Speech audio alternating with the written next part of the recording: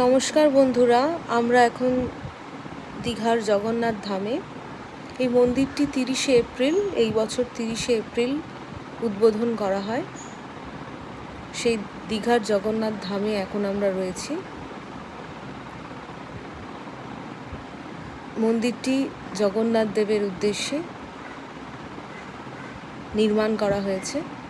2018 সালে এই নির্মাণের ঘোষণা হয়।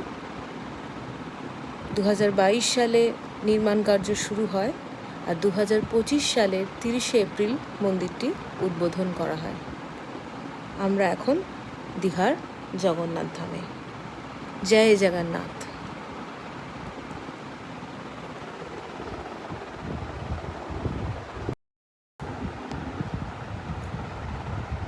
জয় জগন্নাথ। আপনারা সবাই এই মন্দিরে একবার না একবার আসবেন। অপূর্ব সুন্দর মন্দির।